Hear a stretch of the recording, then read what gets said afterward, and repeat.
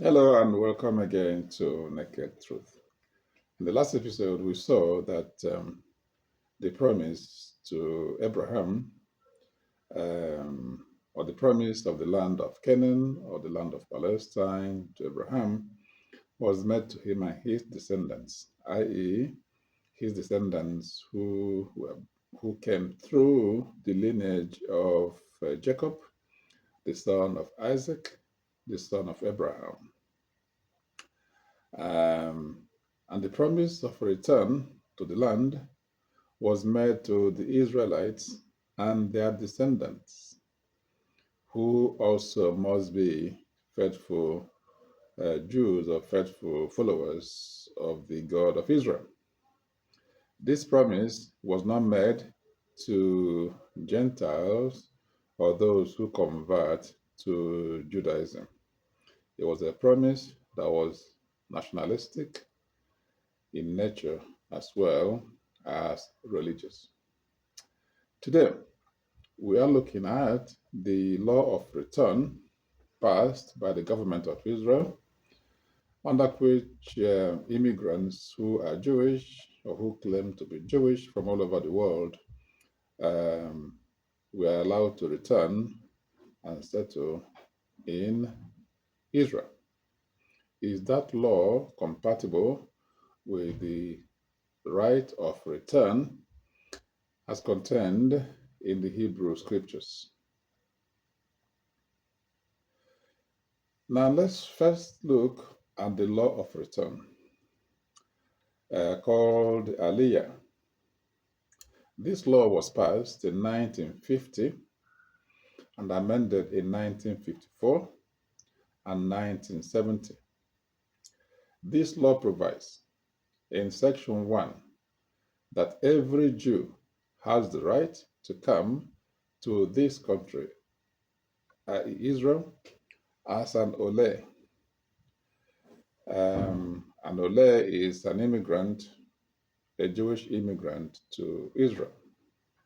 Section 2 says 2a that Aliya, i.e., immigration of Jews to Israel, shall be by Ole's visa, that is, visa given to immigrants, and this shall be granted to every Jew who has expressed his desire to settle in Israel, unless the Minister of Immigration deems them unfit due to activities against Jewish people or that they were likely to endanger public health or the security of Israel. Now, who is a Jew for the purpose of this law of return? Section 4b says that for the purpose of the law, a Jew means a person who was born of a Jewish mother or has become converted to Judaism and who is not a member of another religion. So he must be born of a Jewish mother and do not belong to another religion. Or you have converted from another religion into Judaism. Now, under Section 3, Section 4a, Section 4aa, this right of return extends also to the spouse and children and other family members of a Jew. So the right is vested in a child and a grandchild of a Jew, the spouse of a Jew, the spouse of a child of a Jew, and the spouse of a grandchild of a Jew, except for persons under this category who have voluntarily changed their religion. So as long as you are still a Jewish person by faith, then you are entitled to an Ole's visa and entitled to Aliya or return. It is clear then from this law that the law of return gives the right of return to people based either on ancestral link or lineage or on religious qualification. That is, you either have ancestral link through your mother, your father, grandmother, grandfather, or any other ancestors to Israel, or otherwise you converted to Judaism irrespective of your ancestry, irrespective of where you come from. Once you convert to Judaism, and that is certified to be the case, then you are qualified as well. So the law applies to descendants of Jacob or Israel as far as they can be found, as well as to Gentile converts to Judaism. Okay. Now the law goes on to say that once somebody has arrived in Israel or claimed an ole or certificate or immigration status from anywhere else in the world, then under Section 3A, if you have come to Israel and subsequent to your arrival, you've expressed a desire to settle, you may, whilst in Israel, receive an ole certificate. So even if you went there with a different intention, once you've arrived and you express a desire, you want now to stay as a Jewish person, as long as you are Jewish by religion, or you are Jewish by descent or ancestry, then you shall receive an immigration or ole certificate. So this means that anyone who converts to Judaism anywhere in the world can travel to Israel and will become entitled to a certificate of settlement upon arrival, even though they had no prior link, directly or indirectly or through their ancestry, to Israel, and even though neither them nor their ancestors had ever been in the country. And furthermore, under the law, once a person has arrived and claimed settlement and received an ole certificate as an immigrant to Israel, they are entitled to many benefits that would enable them to settle comfortably in the country. This includes financial support, language support, include housing support, tax support, and employment support. So everything will be made to make them comfortable to settle and live on the land as Jewish people. Right. So, under the law of return, therefore, anyone who claims ancestry to Israel, to Abraham, is entitled to immigrate and settle as a citizen. Then anybody who converts to Judaism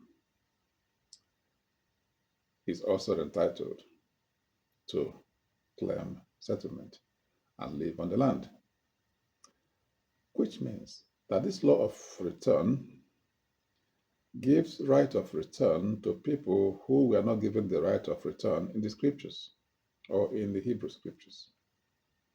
Remember, we said and we saw that the right of return in the Hebrew scriptures in the Bible was limited to persons who are Israelites in the sense that they were the descendants of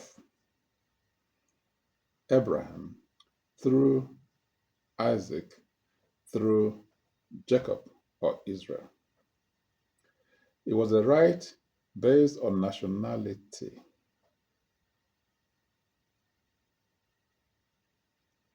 even though religion was a consequence of that nationality. Now remember that Yahweh is the God of the Israelites, and Israelites are his chosen people, given to him as his own people. Now, and they were supposed to worship him as a result of that. Because of this, every biblical Israelite was supposed to practice Judaism. And it was for that reason that when they began to worship other gods, gods of Canaan and gods of the land around them in Canaan, that they were expelled, according to the Bible, because they followed other gods and stopped worshiping Yahweh. So, while every biblical Israelite was supposed to practice Judaism, not every Jew is supposed to be an Israelite. So the proselytes, the converts, are not Israelites, even though they may worship with the Jew or they may convert. So the right of return, or the law of return of the government, is wider and therefore incompatible and inconsistent with the right of return as we saw in Deuteronomy chapter 30, as we saw in Ezekiel and in other places. Moreover, this right of return ignores, in fact, the right of return and the law of return both ignore the right of other peoples that live on the land, many of whom were also biblical descendants of Abraham through either Hagar or Keturah. Hagar was the servant or the maidservant of Abraham and Sarah, whom he, on the advice of Sarah, according to the Bible,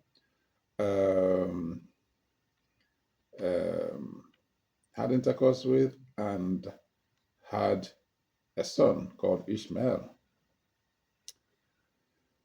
Ishmael also had other people born to him as descendants. In fact, Ishmael also had 12 sons. Just as Jacob was credited with 12 sons, Ishmael also had 12 sons, and they were also in that vicinity. Then Keturah was the wife Abraham married when Sarah had died. And she also had many sons, many children. All of them lived in that vicinity as well. And over centuries and millennia, they had grown as well to occupy different parts of the promised land, so called. And we're not forgetting as well the descendants of Lot, Abraham's brother, who is supposed to be the father of the Edomites and the Moabites. These also are Canaanite tribes or peoples who also lived on the land. So the right of return and the law of return and the quest for greater Israel ignores the right of these people as well to stay on the land, on which their forefathers and ancestors have lived on for millennia. In addition, it is, to me, immoral to grant a right of return under the law of return to people who were never on the land, either directly or through their ancestors. but deny the same right to people who were directly there or indirectly there through their ancestors who lived on the same land for thousands of years. At least, if there's going to be a return, then the return should be equitable and take account of the people who are already there and accommodate them as well. Otherwise, where else would they go?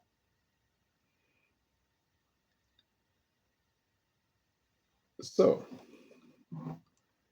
the final point to be made in conclusion is that the biblical claim to the promised land and the right to return to that land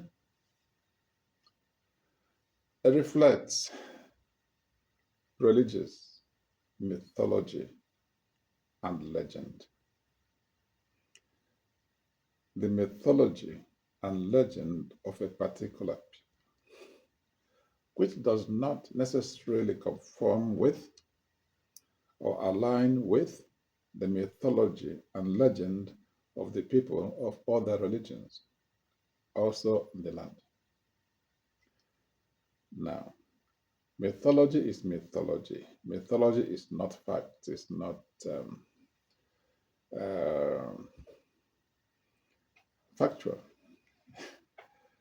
Therefore,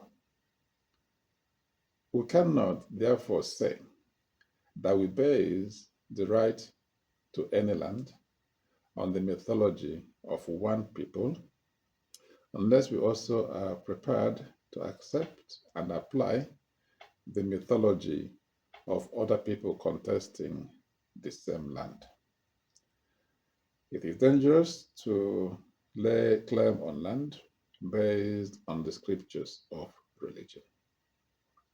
Because if we go that way, it's going to open the Pandora's box, the content of which we might not be able to contain.